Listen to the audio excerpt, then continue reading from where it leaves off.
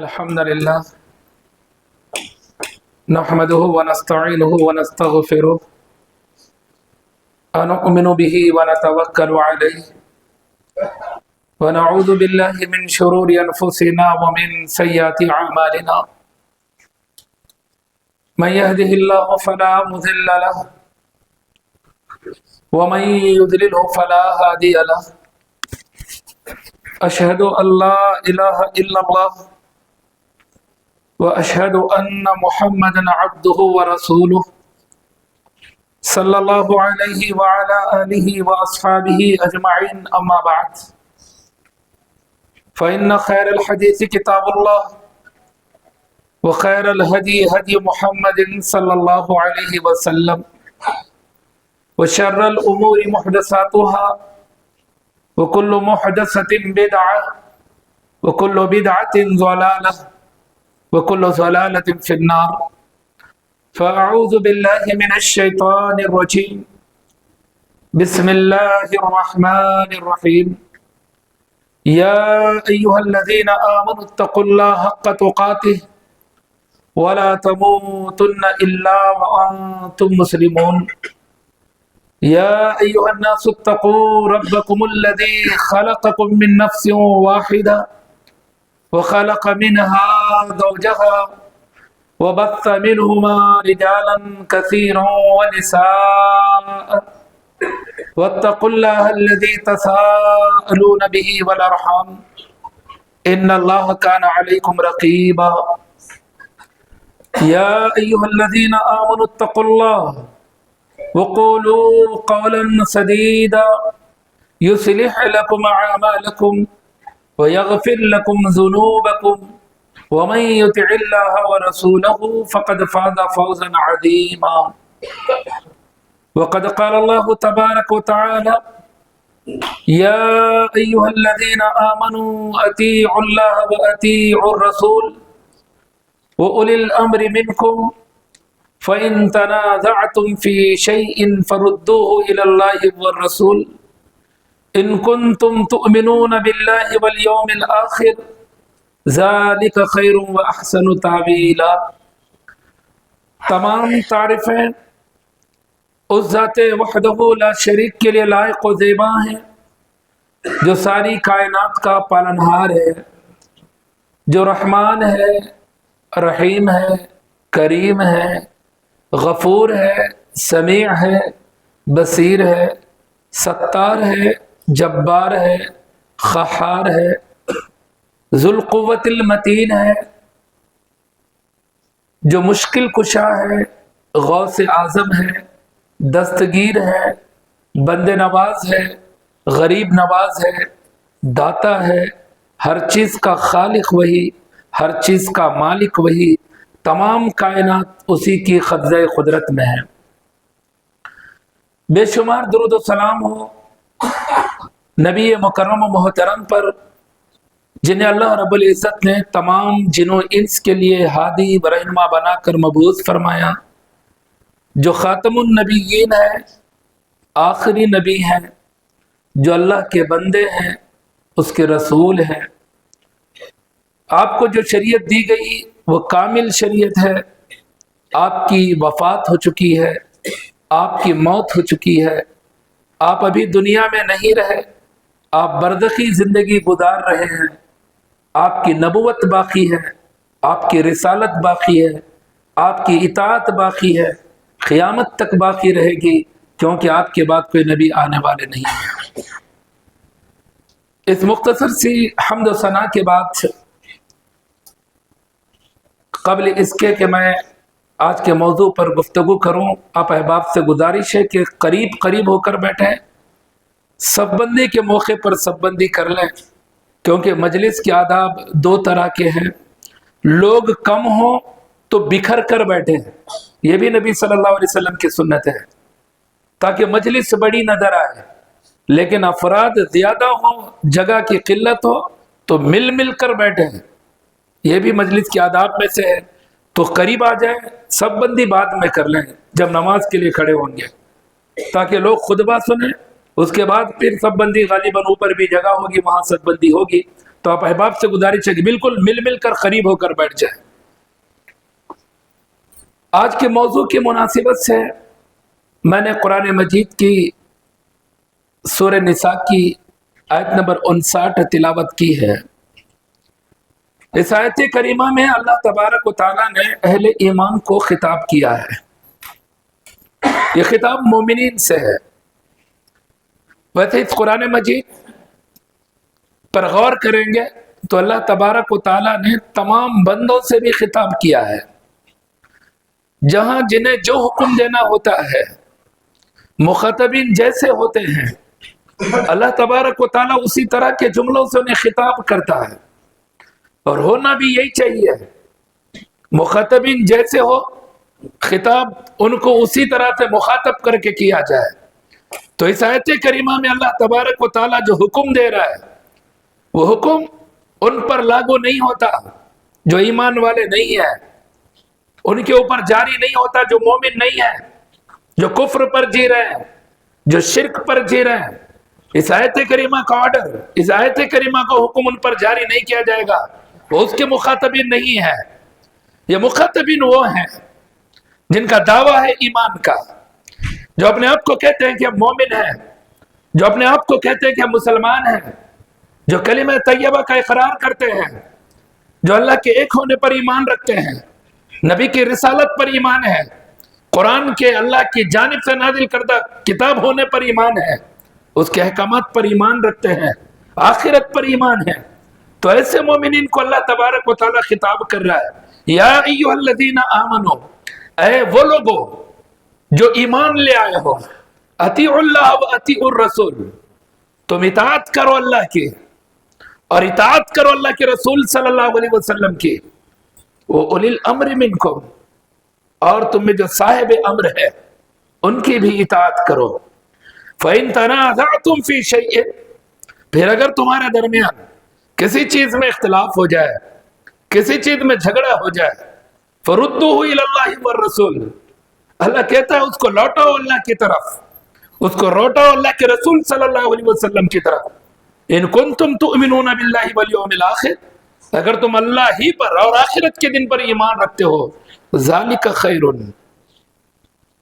یہ بہترین طریقہ ہے، یہی سب سے اچھا طریقہ ہے، صحیح طریقہ ہے، اور ثواب کے لحاظ سے بھی سب سے بہترین ہے۔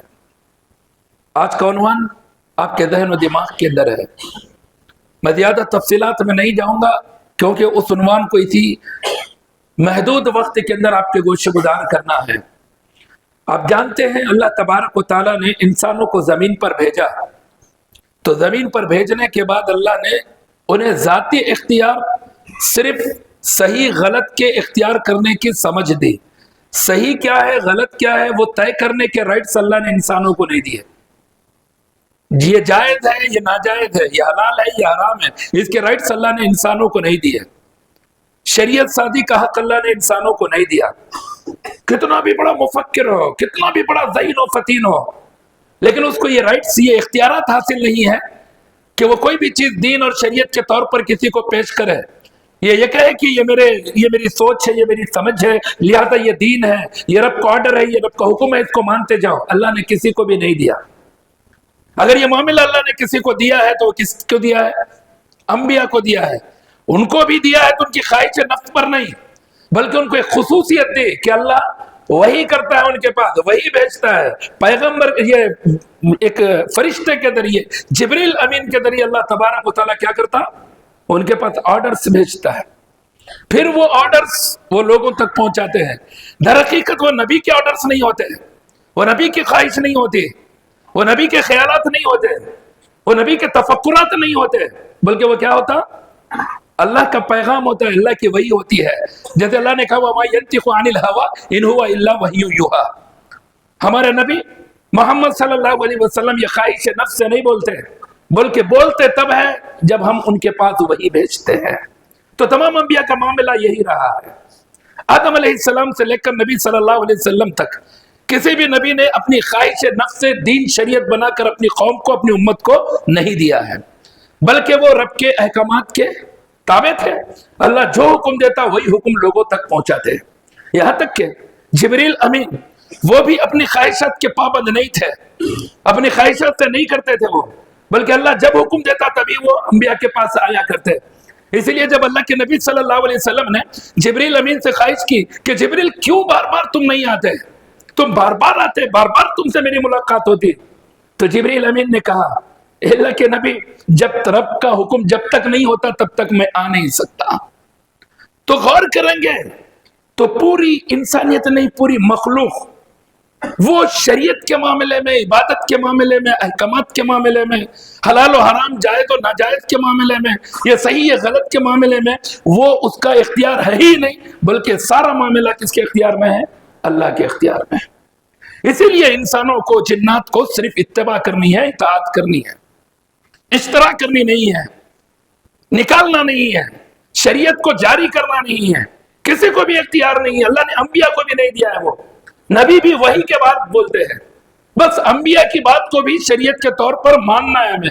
اسی لیے اللہ تبارک و تعالیٰ نے اس آیت کریمہ میں کہا یا ایھا الذین آمنوا اطیعوا اللہ و اطیعوا الرسول، اے وہ لوگوں جو ایمان لے آئے ہو، اطاعت کرو اللہ کی، وہ اطیعوا الرسول، اور اطاعت کرو اللہ کے رسول صلی اللہ علیہ وسلم کی۔ اب دیکھیں گے اس آیت کریمہ میں اطیعوا اللہ میں بھی لفظ اطیعوا صیغہ امر، رسول کا معاملہ ہے تو وہ اطیعوا الرسول، یہاں پر بھی صیغہ امر۔ اللہ یہ بتلانا چاہتا ہے کہ یہ دونوں اطاعتیں مستقل ہے۔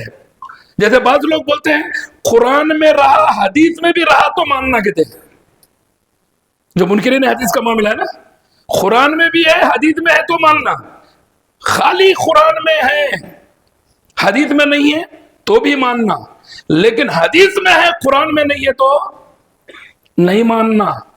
کیوں؟ خالی حدیث میں ہے، لیکن اللہ کہہ رہا نہیں، قرآن اور حدیث یہ دونوں میری جانب سے بھیجے ہوئے ہیں، میری اطاعت اور میرے رسول کی اطاعت یہ دونوں کا معاملہ میرے حکم سے ہوتا ہے، تیسرے کسی کی اطاعت بغیر دلیل کے کرنی نہیں ہے۔ اسی لیے اللہ تبارک و تعالیٰ نے اطیعوا اللہ و اطیعوا الرسول کہا، اللہ کی اطاعت کرو، اللہ کے رسول کی اطاعت کرو، دونوں جگہ اطیعوا کا لفظ ہے۔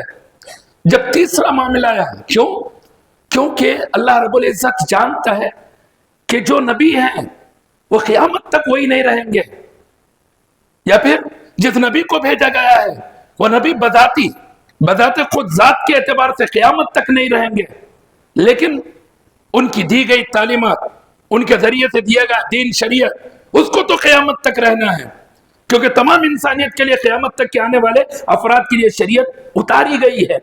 لہذا اس شریعت کو اور آگے پھیلانے کے لیے کون ہوں گے؟ اہل علم ہوں گے، حکمراں طبقہ ہوگا۔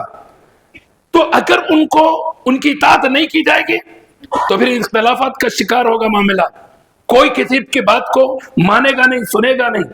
اس لیے آگے اللہ تبارک و تعالیٰ نے کہا وہ اولی الامر منکم، تم میں جو صاحب امر ہیں، صاحب علم ہیں یا صاحب حکومت ہے، ان کی بھی اطاعت کرنا۔ کیا کرنا؟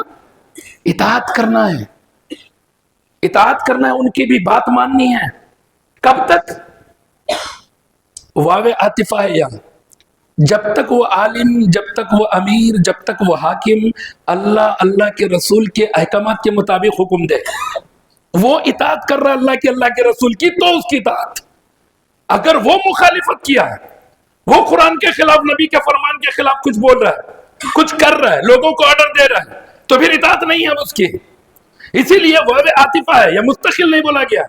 اولی الامر کی اطاعت مستقل نہیں ہے، مستقل اطاعت اللہ کے رسول کی۔ یہ جو اطاعت ہے اولی الامر کی، اہل علم کی یا علماء کی، ان کی اطاعت یہ مقید ہے، معلق ہے، کس کے ساتھ؟ اللہ اور اللہ کے رسول کی اطاعت کے ساتھ۔ اسی لیے واو عاطفہ کے ذریعے اللہ نے کہا وہ اطیعوا اولی الامر منکم، نہیں کہا وہ اولی الامر منکم، کہا خالی واو اطیعوا کا لفظ اللہ نے استعمال نہیں کیا، اس لیے تاکہ یہ پتہ چلے کہ اللہ کے رسول کے سوا اور کسی کی اطاعت مستقل نہیں ہے، وہ سب کے سب تابع ہیں کس کے؟ اللہ اور اللہ کے رسول صلی اللہ علیہ وسلم کے احکامات کے۔ اللہ نے اس آیت کریمہ میں اسی کو سمجھایا وہ اولی الامر منکم۔ اسی لیے آگے مزید وضاحت اللہ کر رہا ہے فَإِن تَنَازَعْتُمْ فِي شَيْءٍ، پھر اگر تمہارے درمیان کسی چیز میں اختلاف ہوتا ہے، کس میں؟ قرآن حدیث میں نہیں۔ بہت سارے لوگ بولتے ہیں نہیں حدیث میں اختلاف ہے، ایسا نہیں ہے، یہ لوگوں کو بہکانے کی کوشش ہے۔ یہ یہ لوگوں کو قرآن و حدیث سے دور کرنے کے جملے حربے ہیں، یہ ایسا نہیں ہے۔ قرآن حدیث ہدایت ہے، رہنمائی ہے، حق ہے، سچ ہے۔ اسی لیے آگے اللہ کہتا ہے فَإِن تَنَازَعْتُمْ فِي شَيْءٍ، تم اگر آپس میں کسی چیز میں اختلاف کر لو فَرُدُّوهُ إِلَى اللَّهِ وَالرَّسُولِ، اس اختلاف کو حل کے لیے اس چیز کو کہاں لوٹائیں گے؟ اللہ کی طرف اور اللہ کے رسول صلی اللہ علیہ وسلم کی طرف۔ اب تیسری کوئی چیز ہے جہاں اختلاف کو ختم کرنے کے لیے لوٹایا جائے گا؟ نہیں۔ اطاعت تیسری بھی ہے، اولی الامر کی اطاعت ہے، لیکن اختلافات کے وقت اولی الامر نہیں، اہل علم کی بات نہیں، حاکم وقت کی بات نہیں، بلکہ جہاں اختلاف ہو رہا ہے وہ رب کا فرمان کیا ہے، نبی کا فرمان کیا ہے، وہاں جا کر ہم اپنے اختلاف کا حل کریں گے۔ فَرُدُّوهُ إِلَى اللَّهِ وَالرَّسُولِ، تم لوٹو اس کو اللہ کے رسول صلی اللہ علیہ وسلم کی طرف۔ پھر آگے اللہ دوبارہ کہتا ہے إِن كُنتُمْ تُؤْمِنُونَ بِاللَّهِ وَالْيَوْمِ الْآخِرِ، اگر واقعی تم اللہ پر اور آخرت کے دن پر ایمان رکھتے ہو تو یہی کرو گے۔ تو مومن کا کام یہ ہے اختلاف میں وہ قرآن حدیث کی طرف لوٹتا ہے، لیکن ہم عام طور پر کیا کرتے ہیں، ہمارے اختلافات ہوتے ہیں اور زمانے دراز سے اختلافات چلتے آئے ہیں۔ صحابہ میں اختلاف ہوا، انہوں نے اپنے اختلاف کا حل قرآن و حدیث سے دور کیا، اس لیے اختلاف ختم ہو گیا۔ تابعین میں بھی کبھی اختلاف رہا، انہوں نے بھی قرآن و حدیث کی طرف رجوع کر کے اپنے اختلاف کو ختم کیا۔ لیکن آج ہمارے اختلافات ختم نہیں ہو رہے، آج یہ گروہ بندیاں ختم نہیں ہو رہی، آج یہ مسلکوں کا معاملہ ختم نہیں ہو رہا۔ وجہ کیا ہے؟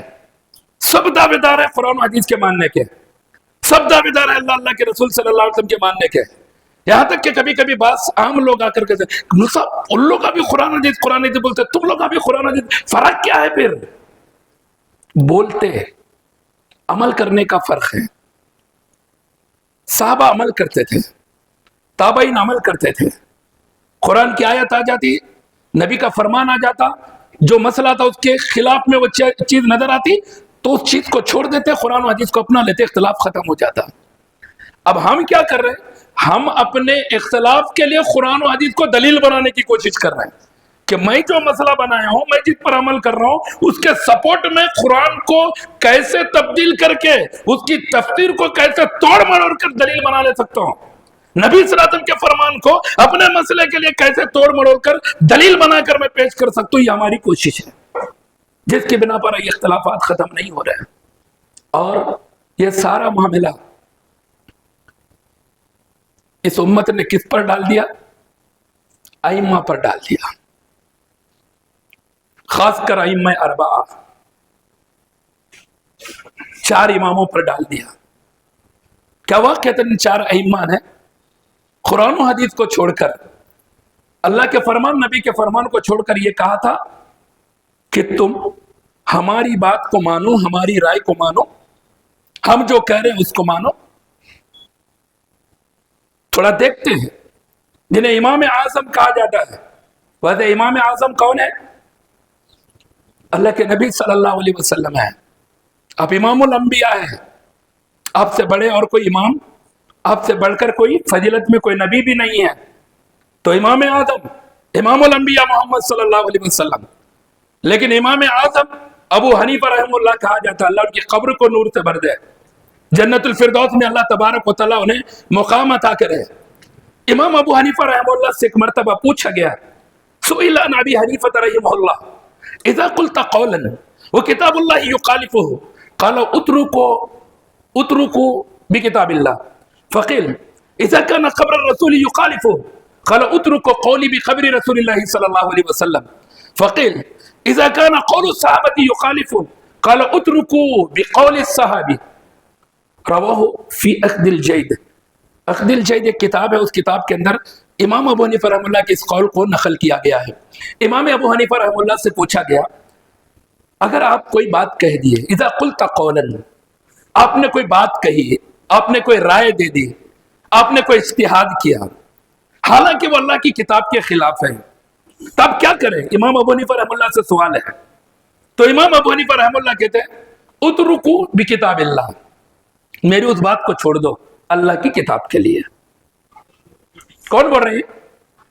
इमाम अबू हनीफा रहमतुल्लाह, जो इमामों को सच्चे मानने वाले हैं ना, जो इमामों का एहतराम करते हैं, जो इमामों की अजमत का ख्याल रखते हैं, जो इमामों के बारे में सही मनहज इख्तियार करते हैं, वो कभी ये नहीं कह सकते कि इमामों ने कुरान और हदीस के खिलाफ कोई राय दी, मशवरा दिया, इज्तिहाद किया, कहा कि कुरान और हदीस को छोड़कर हमारे इज्तिहाद पर अमल करो। कोई नहीं कह सकता। जो उन्हें बदनाम करना चाहे, जो उनके ऊपर कोई चीज थोपना चाहे, वो कह सकता है। वरना इमाम अबू हनीफा रहमतुल्लाह का यह कौल वाज़ेह है। इमाम अबू हनीफा रहमतुल्लाह से पूछा गया कि अल्लाह की किताब आपके कौल के खिलाफ है तो क्या करे? इमाम अबू हनीफा रहमतुल्लाह कहते हैं मेरे कौल को छोड़ दो, अब अल्लाह की किताब की बात को ले लो, रब के फरमान को ले लो, मेरी बात मानने की जरूरत नहीं है। अब अल्लाह के फरमान की बात, अल्लाह के फरमान को मानो, रब की बात को मानो। फिर पूछा गया अगर आप कोई बात कहे लेकिन वो बात रसूलुल्लाह सल्लल्लाहु अलैहि वसल्लम के फरमान के खिलाफ है, रसूल सल्लल्लाहु अलैहि वसल्लम की हदीस के खिलाफ है, और आपकी वो बात जो कही है आपने, तब क्या करें? तो इमाम अबू हनीफा रहमतुल्लाह फरमाते हैं मेरी बात को छोड़ दो, नबी सल्लल्लाहु अलैहि वसल्लम की बात को मान लो। इतना ही नहीं, मजीद पूछा जाता है कि इमाम अबू हनीफा रहमतुल्लाह अगर आप कोई बात कहें, आपकी बात सहाबी की बात से टकराती है, आपने कुछ कहा, साहबा का मामला उसके खिलाफ में है, साहबा की राय उसके खिलाफ में है, तब क्या करें? इमाम अबू हनीफा रहमतुल्लाह कहते हैं मेरी बात को छोड़ दो, साहबा की बात को मान लो, साहबा ने जो कहा उसको इख्तियार कर लो। यह है इमाम अबू हनीफा रहमतुल्लाह की तालीमात। इतना ही नहीं, नबी हनीफा रहमतुल्लाह अन्नहु क़ाल इय्याकुम वल क़ौल फी दीनिल्लाहि बिर्राय व अलैकुम बिइत्तिबाइ सुन्नह फमन खरजा अन हज़ल्लाह। इमाम अबू हनीफा रहमतुल्लाह कहते हैं लोगों, दीन में अपनी राय दाखिल करने से बचो।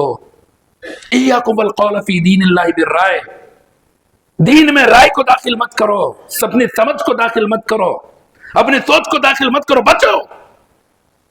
और वअलैकुम बिइत्तिबाइ सुन्नह, तुम्हारे लिए जरूरी है कि तुम सुन्नत की इत्तिबा करो, नबी के तरीके की इत्तिबा करो। किसी की राय की इत्तिबा की जरूरत नहीं है तुम्हें, किसी के इज्तिहाद को मानने की जरूरत नहीं है तुम्हें। वअलैकुम बिइत्तिबाइ सुन्नह, तुम्हारे लिए जरूरी है कि तुम नबी सल्लल्लाहु अलैहि वसल्लम की सुन्नत को मानो। आगे कहते हैं फमन खरजा अन हज़ल्लाह, जो सुन्नत को छोड़ दिया वो गुमराह हो गया। और एक जगह कहते हैं अन अबी हनीफा रहिमहुल्लाह अन्नहु कान यक़ूल लम यज़िल अन्नास फी सलाहिन मा दाम फीहिम मन यतलबुल हदीस फ़इज़ा तलबुल इल्म बिला हदीस फसद्दू। इमाम अबू हनीफा रहमतुल्लाह कहते हैं लोग, उम्मत मोहम्मदिया उस वक्त तक ठीक रहेगी, सिरात मुस्तकीम पर रहेगी, सीधे रास्ते पर रहेगी, जब तक लोग उनमें हदीस का इल्म हासिल करेंगे। जब तक ये उम्मत मोहम्मदिया हदीस का इल्म हासिल करेंगे, तब तक ये उम्मत सिरात मुस्तकीम पर रहेगी, गुमराही से बची रहेगी। जिस दिन इल्म हदीस के बगैर हासिल किया जाने लगेगा, लोग इल्म हदीस को छोड़कर हासिल करने लगेंगे, फसद्दू, ये गुमराह हो जाएंगे, राह रात से भटक जाएंगे। ये तालीमात है इमाम अबू हनीफा रहमतुल्लाह के, जिसको आज हम रद्द कर रहे हैं, अपने आप को हनफी बोल रहे हैं। ठीक है, एक अच्छे इमाम की तरफ हमारी निस्बत है। बात बड़े बड़े अइम्मा ने अपनी निस्बतें की है। निस्बतें करने से मुराद ये नहीं था कि वो उनकी राय को दीन के मुकाबले में मानते थे। वो अपनी निस्बत एक उस्ताद और शागिर्दी की तहत, या उनके राय और फतावे को, जहां कुरान और हदीस का मामला वाज़ेह नहीं होता, जहां इज्तिहाद का मामला होता, अलग अलग अइम्मा ने इज्तिहाद किया, तो कोई इमाम अबू हनीफा रहमतुल्लाह के इज्तिहाद को कबूल करता तो अपने आप को एक हनफी की शक्ल में अपने आप की निस्बत कर देता। इस तरह का मामला नहीं कि जो आज हमारे माहौल में निस्बतें हैं। सही हनफी, सही इमाम अबू हनीफा रहमतुल्लाह का मानने वाला वो, सही इमाम अबू हनीफा रहमतुल्लाह से मोहब्बत करने वाला वो, जो कुरान और हदीस को अपनाए, किताब और सुन्नत की इत्तिबा करे और उसके मुकाबले में किसी राय के ऊपर अमल ना करे। अल्हम्दुलिल्लाह, ये जितने अपने आप को अहलुल हदीस कहते हैं, ये सही हनफी है, क्योंकि इमाम अबू हनीफा रहमतुल्लाह की तालीमात पर अमल पैरा है। इमाम अबू हनीफा रहमतुल्लाह ने जैसे कहा वैसे कर रहे हैं कि मेरी बात कुरान के खिलाफ, छोड़ दिया हमने, امام ابو حنیفہ نے کہا حدیث کے خلاف کہا چھوڑ دو تو چھوڑ دیا ہم نے.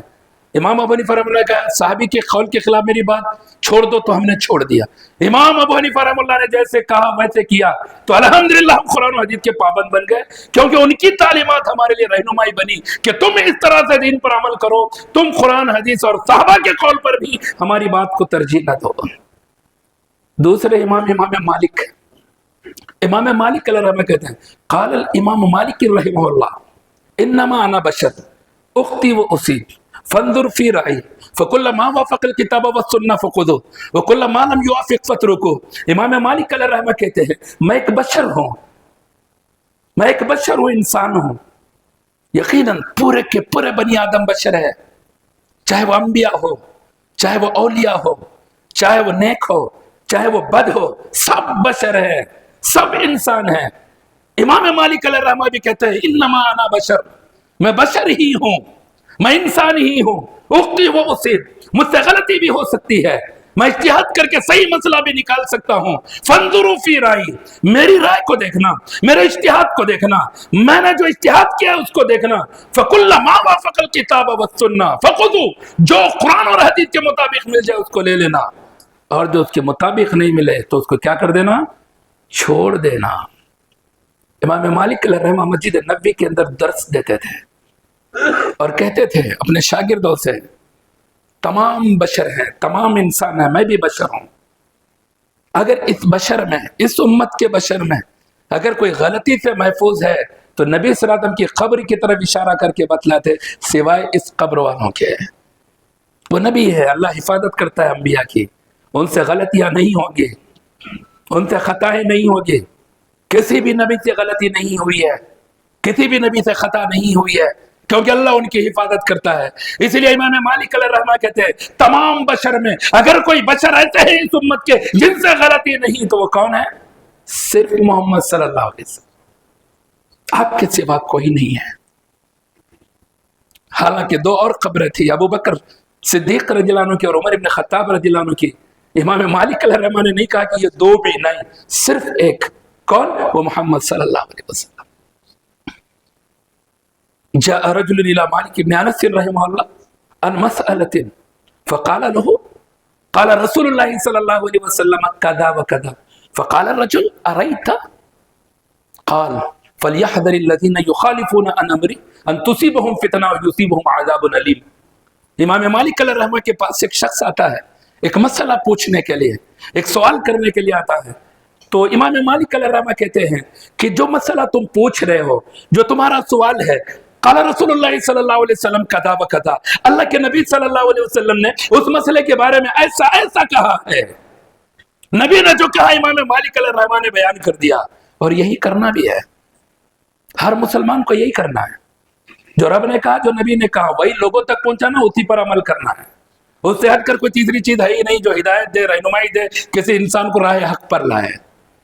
اللہ نے یہی چیزیں ہدایت کے لیے اتاری ہے. تو اس لیے امام مالک علیہ الرحمہ نے کہا اللہ کے نبی صلی اللہ علیہ وسلم نے جو مسئلہ تم پوچھ رہے ہو اس میں ایسے ایسے کہا. وہ شخص سننے کے بعد کہتا ہے آرائیتا, یہ تو اللہ کے نبی صلی اللہ علیہ وسلم کہہ رہے ہیں, امام مالک تمہاری رائے کیا ہے, تم کیا کہتے ہو, آرائیتا تمہاری کیا رائے ہے. امام مالک علیہ الرحمہ غضبناک ہو جاتے ہیں, غصہ ہو جاتے ہیں, اور قرآن مجید کی آیت کریمہ تلاوت کر کے اس کو تنبیہ کرتے ہیں فَلْيَحْذَرِ الَّذِينَ يُخَالِفُونَ عَنْ أَمْرِهِ أَن تُصِيبَهُمْ فِتْنَةٌ وَيُصِيبَهُمْ عَذَابٌ أَلِيمٌ. ان لوگوں کو ڈرتے رہنا چاہیے, ان لوگوں کو خوف کھاتے رہنا چاہیے جو نبی صلی اللہ علیہ وسلم کے فرمان کی خلاف ورزی کرتے ہیں, کہیں ان کے اوپر کوئی فتنہ نازل نہ ہو جائے یا انہیں دردناک عذاب آ کر نہ پہنچے.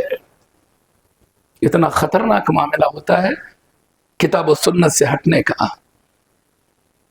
امام شافعی علیہ الرحمہ کہتے ہیں عن الشافعی رحمہ اللہ انہ قال اذا وجدتم فی کتابی خلاف سنت رسول اللہ صلی اللہ علیہ وسلم فقولوا بسنت رسول اللہ صلی اللہ علیہ وسلم ودعوا ما قلتم وفی روایت فاتبعوها ولا تلتفتوا الى قول احد. امام شافعی علیہ الرحمہ کہتے ہیں کہ جب تم میری کتاب میں نبی صلی اللہ علیہ وسلم کی سنت کے خلاف کچھ پاؤ, اگر تم میری کتاب پڑھ رہے ہو, میں نے جو کتابیں لکھی ہیں ان کتابوں کے اندر تم پڑھ رہے ہو اور تمہیں میری کتاب میں کہیں ایسا لگا کہ یہ نبی صلی اللہ علیہ وسلم کی سنت کے خلاف میری کوئی بات ہے، تو امام شافعی رحم اللہ کہتے ہیں تم نبی کی سنت کو مان لینا وہاں پر اور میری بات کو چھوڑ دینا. اور دوسرے الفاظ میں کہتے ہیں اتبعوہا، تم صرف نبی صلی اللہ علیہ وسلم کی اتباع کرنا، ولا تلتفتوا الی قول احد. صرف امام شافعی کا ہی قول نہیں، کسی کا بھی قول ہو، کسی کی بھی بات ہو، کوئی بھی بولنے والا ہو، ولا تلتفتوا الی قول احد، کسی کے قول کی طرف متوجہ نہیں ہونا، التفات نہیں کرنا. اور بھی اقوال ہے لیکن وقت کی قلت ہے. امام احمد ابن حنبل علیہ رحمہ کہتے ہیں لا تقلدنی ولا تقلد مالکا ولا العوزائی ولا الثوری وخذ من حیث اخذوا. امام احمد ابن حنبل علیہ رحمہ کہتے ہیں تم میری تقلید مت کرو، نہ امام مالک علیہ رحمہ کی تقلید کرو، نہ امام اوزائی کی، نہ امام ثوری کی. وہاں سے مسائل کو لو جہاں سے یہ لوگ مسئلوں کو لیا کرتے تھے. یہ ائمہ کی تعلیمات. اور بھی تفصیلات ہے لیکن چونکہ عنوان کا دوسرا شق اس کو بھی تھوڑا آپ کے گوشے گزار کرنا ہے. تو ائمہ کی تعلیمات یہ ہے کہ کتاب و سنت کی اتباع کی جائے، قرآن و حدیث کی اتباع کی جائے. ہماری باتیں اگر قرآن و حدیث کے خلاف ہے تو چھوڑ دیا جائے، اللہ کے فرمان کو مان لیا جائے، نبی کے فرمان کو مان لیا جائے. تو یہ تقلید کیا ہے آخر؟ تقلید کا لغوی معنی، تقلید گردن بند در گردن انداختن، وہ کار بعہد کسے ساختن، وہ بر گردن خود کار بگرفتن، وہ پیروی کسے بے دریافت حقیقت عام. گلے کا پٹا گلے میں ڈالنا، کسی کی ماتحتی میں کام کرنا، اپنے آپ پر کوئی کام لازم کرنا یا کسی کی پیروی کرنا بغیر دلیل معلوم کیے کہ یہ لفظی ترجمہ جو لغتاً تقلید کے معنی جو فارسی میں اور اردو کے اندر کیے گئے ہیں. اصطلاحی طور پر ملا علی قاری حنفی رحمہ اللہ قصیدہ امالی کے اندر تقلید کی تعریف کرتے ہیں التقلید قبول قول الغیر بلا دلیل کانہ لقبولہ جعلہ قلادۃ فی عنقہ. ملا علی قاری حنفی رحمہ اللہ کہتے ہیں تقلید غیر کی بات کو قبول کرنا، یعنی اللہ کی بات، اللہ کے نبی کی بات غیر کی بات نہیں ہے.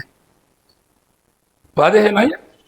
رب کا فرمان، نبی کا فرمان، اس فرمان کو ماننے کا حکم دیا گیا ہے، یہ پراپر ہے، یہ اسی کو ماننا نجات ہے.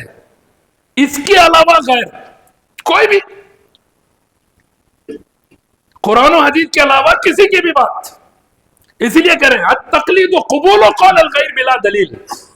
تقلید کسی غیر کی بات کو قبول کرنا بغیر دلیل کے، گویا کہ اس کے قبول کرنے سے پٹا گلے میں ڈال دیا. مسلم الثبوت بحر العلوم وہ تقلید کی تعریف کرتے ہیں التقلید العمل بقول الغیر بلا حجہ. کہتے ہیں تقلید کسی دوسرے کی بات پر عمل کرنا بلا دلیل، بغیر دلیل کے کسی دوسرے کی بات کو معلوم کرنا. ملا حسن شرمبلالی رحمہ اللہ یہ کہتے ہیں حقیقت التقلید قبول قول الغیر لیس لقوله حجة من الحجج الاربعة الشرعية فليس الرجوع الى النبي صلى الله عليه وسلم والاجماع من التقلید لان كل منهما حجة شرعية من الحجج الشرعية. کہتے ہیں کہ تقلید کی حقیقت یہ ہے کہ کسی دوسرے کی بات کو قبول کرنا بغیر حجج شریعہ میں سے کسی دلیل کو دیکھے. حجج شریعہ جو اربع ہیں، قرآن، حدیث، اجماع، قیاس، ان میں سے کوئی دلیل اس کی بات کے لیے نہیں ہے، پھر بھی اس کو بات کے مانا جا رہا ہے، اس کی بات کو لیا جا رہا ہے، یہ تقلید ہے. اسی لیے آگے کہتے ہیں اگر کوئی بندہ اللہ کے نبی صلی اللہ علیہ وسلم کے فرمان کی طرف لوٹتا ہے یا پھر اجماع کی طرف لوٹتا ہے، کہتے ہیں یہ تقلید نہیں ہے، جیسے کبھی کبھی بعض لوگ بولتے ہیں ٹھیک ہے بھائی تم لوگ تقریر نہیں کرنا، تقریر نہیں کرنا، تقریر نہیں کرتا، اتنی دیر سے تم تمہارے عالم کا بیان سنے، دلیل دیکھے کیا؟ تم دیکھے کیا دلیل؟ تمہارے عالم بول دیا مان لیے، یہ تقلید نہیں ہے کیا؟ اسی لیے تقلید کی تعریف کو ذہن میں رکھو اور جواب دو، بولو کہ ہمارے عالم کی بات ہم بغیر دلیل کے رہ تو نہیں مانتے، دلیل کی بات دلیل سے دیے تو وہ دلیل کی بات ہے، عالم کی بات نہیں ہے، اور دلیل سے جو عالم بولے ان کی اتباع کرنا ہے، اللہ نے حکم دیا۔ میں نے جو سورہ نساء کی آیت نمبر 59 تلاوت کی نا، جو عالم جو حاکم قرآن و حدیث کے دلائل کے مطابق کوئی حکم دے، اس کی روشنی میں جو حکم دے ان کی اطاعت کرنا ضروری ہے، اتباع کرنا ضروری ہے، کیونکہ اللہ نے اس کو حکم دیا ہے۔ اگر دلیل نہیں ہے، بلا دلیل اگر کوئی بات کرے اور کسی کی بھی بات کو مان لیا جائے، وہ کیا ہے؟ تقلید ہے۔ اس لیے کہنا ہم عالم کی اتباع کرتے ہیں، تقلید نہیں، ہم امیر کی اتباع کرتے ہیں، تقلید نہیں، کیونکہ وہ جو بات کر رہے ہیں دلیل کی بات کر رہے ہیں، دلیل کا حوالہ دے رہے ہیں، یا دیکھے نہ دیکھے سن رہے ہیں ہم، نہیں تو ہم دیکھتے ہیں اگر غلط ہے تو پھر اس کے بعد ہم اس عمل کو کیا کر دیتے ہیں؟ چھوڑ دیتے ہیں۔ اسی طرح سے علامہ سندھ بن عنان مالکی یہ کہتے ہیں وَهُوَ أَيْضًا فِي نَفْسِهِ بِدْعَةٌ مُحْدَثَةٌ لِأَنَّ نَعْلَمُ بِالْقَطْعِ أن الصحابة رضوان الله عليهم لم يكن في زمانهم وعصرهم مذهب معين لرجل واحد يدرس ويقلد، وإنما كانوا يرجعون في النوادر للكتاب والسنة أو إلى ما يتمهد بينهم من النظر عند فقد الدلائل، وكذلك أتباعهم أيضا يرجعون إلى الكتاب والسنة فإن لم يجدوا لنظروا إلى ما جمع عليه الصحابة رضوان الله عليهم أجمعين فإن لم يجدوا واجتهدوا واختار بعضهم قول الصحابة فرأوا أقوى في دين الله. ثم كان القرن الثالث فيه كان أبو حنيفة ومالك والشافعي وابن حنبل، فإن مالكا توفي سنة 79 و100، وتوفي أبو حنيفة رحمه الله سنة 50 و100، وفي هذه السنة ولد الإمام الشافعي رحمه الله، وولد ابن حنبل رحمه الله سنة 64 و100، وكان قريبا على منهج امامته۔ اور بھی لمبی عبارت ہے، یہ کہتے ہیں کہ یہ تقلید فی نفسی ہی بدعت ہے، اور ساری جو بدعت ہے ان میں سے یہ بھی ایک بدعت ہے۔ کہتے ہیں کہ ہم یہ قطعی علم سے دلائل کی روشنی میں یہ جانتے ہیں کہ صحابہ کے زمانے میں کسی ایک آدمی کا مذہب نہیں تھا، مخصوص مذہب کسی ایک آدمی کا نہیں تھا جس کو پڑھایا جاتا ہو، جس کو سکھایا جاتا ہو، بلکہ صحابہ جب بھی کوئی نیا مسئلہ درپیش ہوتا تو قرآن حدیث کی طرف رجوع کرتے تھے، قرآن و حدیث کو ڈھونڈتے تھے، قرآن و حدیث سے مسائل کو عکس کرنے کی کوشش کرتے تھے۔ کیوں؟ کیا تمام صحابہ کو پورے حدیث یاد تھے؟ نہیں تھے۔ اسی لیے جب بھی کوئی مسئلہ آتا صحابہ سے پوچھتے کہ اس مسئلے کے بارے میں کوئی حدیث ہے، اس مسئلے کے اس حکم کے بارے میں کوئی حدیث ہے؟ اب جانتے عمر بن خطاب رضی اللہ عنہ تعاون کا معاملہ نہیں معلوم تھا، تعاون کی وبا پھیلے تو کیا کرنا، اب لشکر بھیج رہے ہیں جنگ میں لیکن معلوم نہیں کیا کرنا۔ ایک صحابی رسول نے کہا، اللہ کے نبی صلی اللہ علیہ وسلم نے روکا ہے کہ جہاں تعاون کی وبا پھیلے وہاں سے کوئی باہر نہ نکلے، باہر کا آدمی وہاں پر نہ جائے، آپ نے لشکر کو روک دیا۔ اس طرح سے وہ مسائل کی طرف رجوع کرتے ہیں قرآن و حدیث کے ذریعے، اور اگر قرآن و حدیث سے کوئی مسئلہ واضح نہیں ملتا اجتہاد کرتے ہیں۔ کئی صحابہ اتفاق سے مسئلے کو واضح کرنے کے لیے متفقہ طور پر اجماعی شکل میں کوئی مسئلہ بیان کرتے ہیں۔ اسی طرح تابعین کا معاملہ تھا، تابعین بھی اسی طریقے اسی طرز پر دین کو لیتے، دین کو سمجھاتے، دین کو لوگوں تک پہنچاتے، یعنی قرآن و حدیث کو اپناتے، اسی کے ذریعے مسائل کو مستنبط کرتے ہیں۔ یہاں تک کہ 3 صدی آئی جس میں امام ابو حنیفہ رحمہ اللہ تابعی ہیں، امام مالک علیہ الرحمہ یہ طب تابعی ہے، تابعین کا زمانہ گزرا 3 صدی طب تابعین کی، امام ابو حنیفہ رحمہ اللہ طب تابعی، امام مالک رحمہ، امام شافعی، امام احمد بن حنبل، یہ جو 4 ائمہ ان کے شاگردین جو بھی ہے یہ سب کے سب تابعی ہیں۔ یہ لوگ بھی کیا کرتے؟ علی منہاج ما مضی، صحابہ نے جیسے کیا ویسے ہی کرتے تھے۔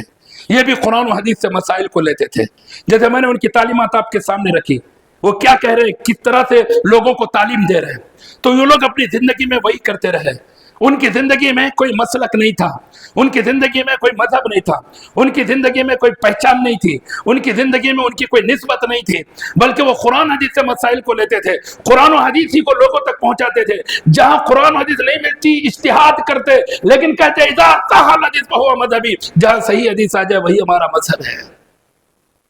اس کے بعد آگے کہتے ہیں فالعجب لأہل التقلید کیف یقولون هذا هو الامر القدیم وعلیہ ادرکنا الشیوخ وانما حدثت هذه البدعة بعد 100 سنة من الہجرة وبعد فناء القرون الذي عثن عليهم الرسول۔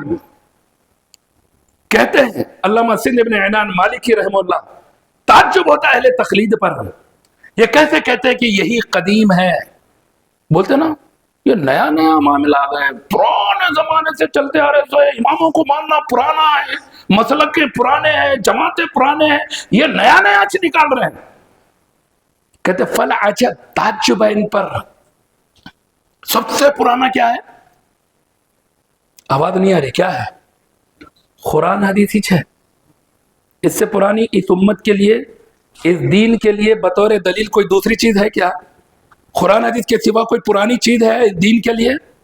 قرآن حدیث کے بعد جو ہے سب نہیں، لیکن اب قرآن حدیث لوگوں کے سامنے بیان کیا جا رہا ہے، رب کا فرمان بیان کیا جا رہا ہے، نبی صلی اللہ علیہ وسلم کی حدیث بیان کی جا رہی ہے، تو بولے نیا نیا چلا رہے ہیں۔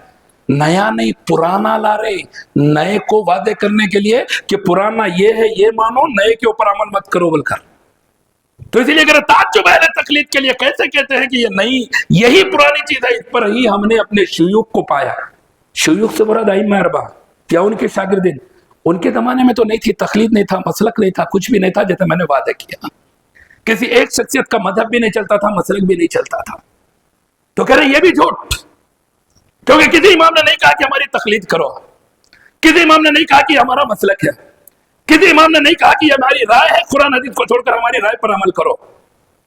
کبھی کسی امام نے نہیں کہا کہ ہماری نسبت سے اپنے آپ کی نسبتیں جوڑے رہو۔ انہوں نے تو یہی کہا علیکم باتباع سنہ، تم سنت پر عمل کرو، تم اللہ کے فرمان کی اطاعت کرو۔ اسی لیے کہتے ہیں یہ بدعت، یہ تقلید کی بدعت، یہ تقلید کا معاملہ کب آیا؟ ہجرت کے بعد 200 سال گزرنے کے بعد آیا۔ کتنے سال؟ 200 سال۔ یہ 200 سال کے بعد کا معاملہ ہے۔ 200 سال پہلے جو پرانی چیز کیا ہے وہ قرآن و حدیث ہے۔ تو پرانا کون سا ہوا؟ قرآن و حدیث۔ اس تقلید سے 200 سال پہلے کی چیز ہے وہ۔ اور اللہ کے نبی صلی اللہ علیہ وسلم نے جو زمانوں کی تعریف کی تھی، خیر القرون قرنی ثم الذین یلونہم ثم الذین یلونہم، کہتے یہ خیر القرون کے زمانے کے گزرنے کے بعد ہوا تو ہے۔ یہ تقلید کا جو معاملہ ہے خیر القرون میں نہیں، کسی نے ابو بکر صدیق رضی اللہ عنہ کے نام کا مسلک نہیں بنایا، عمر ابن خطاب رضی اللہ عنہ کے نام کا مسلک نہیں بنایا۔ ارے اتنے ذہین اور فطین وہ تھے، اتنی ذہانت ان کے اندر تھی۔ عمر ابن خطاب رضی اللہ عنہ کے بارے میں اللہ کے نبی کہتے ہیں کہ عمر، اللہ نے تمہیں اتنی ذہانت دی ہے، اتنی فطانت دی ہے، اتنی سمجھ تمہیں دی ہے، اگر میرے بعد نبوت ہوتی تو اللہ تمہیں نبی بنا دیتا، جن میں کوالٹی ہے نبی بننے کی۔ لیکن انہوں نے دین کے نام پر ایک مسئلہ نہیں نکالا۔ چاہتے تو ایک دین بنا سکتے تھے پیرالل، لیکن انہوں نے سوچا کہ نجات قرآن و حدیث کی اتباع میں ہے، اگر یہ کریں گے تو گمراہی ہوگی۔ اسی لیے عمر ابن خطاب رضی اللہ عنہ ایک مرتبہ خانہ کعبہ کا طواف کر رہے ہیں، لوگ حجر اسود کو چوم رہے، قریب کے حجر اسود کے، کہتے ہیں انک الحجر لا تضر ولا تنفع، اے حجر، اے پتھر، ایک کالے پتھر، تجھ میں کیا خوبی ہے؟ تو ایک پتھر ہے، لا تضر ولا تنفع، فائدہ بھی نہیں دے سکتا، نقصان بھی نہیں پہنچا سکتا، پھر تیرا احترام کیوں کرنا، تجھے چومنا کیوں؟ یہ عمر ابن خطاب رضی کی سمجھ بول رہی ہے، عقل بول رہی ہے، کہہ رہے ہیں، مخاطب ہو کر کہہ رہے حجر اسود کو۔ پھر اس کے بعد کہتے ہیں اللہ کی قسم، لا رأیت النبی صلی اللہ علیہ وسلم استلمک مستلمتک فاستلمہ، لیکن اللہ کی قسم کھا کر کہتے ہیں اگر میں نے نبی کو تجھے بوسہ دیتا ہوئے نہ دیکھتا تو کبھی تجھے بوسہ نہیں دیتا، پھر بوسہ دے کر آگے بڑھ جاتے ہیں۔ یہ ہے اطاعت، یہ ہے اتباع۔ اس لیے میرے دوستو، تقلید کو سمجھو، اتباع کو سمجھو. اتباع اطاعت یہ رب کا حکم ہے، ماننا ہی ماننا ہے، کرنا ہی کرنا ہے. اختیار نہیں ہے انسان کو. مومن کو اختیار نہیں، میں کرتوں نہیں چلنے والا ہے، کرنا ہی کرنا ہے. بندے ہم اللہ کے، ہو گیا ہمارا اختیار ختم. مومن بن گئے، ہماری سوچ سمجھ سب زیرو، صرف دلیل. کیا حکم مل رہا فالو کرنا، سمجھ میں آئے تو بھی کرنا، نہیں ہے تو بھی سمجھ کرنا. سوچنے کی ضرورت ہی نہیں ہے، عقل دوڑانے کی ضرورت ہی نہیں ہے. قرآن حدیث آ گیا، ختم ہو گیا. آمنا صدقنا سمعنا واطعنا، سن لیا مان لیا، پھر ایسا ویسا ادھر ادھر کچھ بھی نہیں ہے. اس کے ہٹ کر جو بے دلیل باتیں، جو بغیر دلیل کی چیزیں، جو تقلید کے نام پر مختلف آبا پرستی، علماء پرستی، ائمہ پرستی، گھروں کی سنت، گھروں کے طریقے، بہت ساری جو چیزیں چل رہی نا، رسوم و رواج، یہ سب ویسٹ ہے. اس کی کوئی دلیل نہیں ہے. بے دلیل چیزوں کو چھوڑ دینا. کیوں؟ وہ گمراہی ہے. گمراہی سے اپنے آپ کو بچا لا. بہرحال میرے دوستو، یہ چند باتیں میں نے آج کے عنوان کے تحت آپ کی گوش گزار کی. واقعی یہ تو طویل مضمون ہے، وقت کافی زیادہ میں نے لے لیا ہے آپ کا، معذرت خواہ ہوں اس کے لیے. لیکن اتنی بات سمجھو میرے دوستو، مرنے کے بعد جو سوالات ہوں گے اس میں جماعت، امام، مسلک نہیں ہونے والا ہے سوال. اسلام دین کے بارے میں سوال ہونے والا، رب کے بارے میں، دین کے بارے میں، نبی کے بارے میں. ختم ہو گیا معاملہ. یہی پریکٹس کرو. اللہ کے بارے میں جانو، نبی کے بارے میں جانو، دین کو جانو، دین پر عمل کرو. دنیا بھی کامیاب، آخرت بھی کامیاب، خبر میں بھی کامیاب. جس کا سوال ہی نہیں پوچھا نہیں جاتا، اس میں ویسٹ کرنے کی ضرورت ہی نہیں ہے اپنی زندگی کو. دیکھنا بھی نہیں پلٹ کر. امام شافعی رحمہ اللہ کہہ رہے نا، ولا تلتفت الی قول احد. کون کیا بول رہا دیکھو چ نکو. قرآن کیا بول رہی، نبی کا فرمان کیا بول رہا، وہی دیکھنا ہے خالی. اس کے سوا کون کیا بول رہا ہے، کتنا بڑا کون کیا بول رہا، کچھ دیکھنے کی ضرورت ہے ہی نہیں. اللہ رب العزت سے دعا ہے، اللہ ہمیں جب تک زندہ رکھے ایمان اسلام پر زندہ رکھے، موت دے تو ایمان اسلام پر موت دے. آمین. بارک اللہ لنا ولکم فی القرآن العظیم، انہ تعالی جواد کریم ملک الرؤوف رب الحلیم.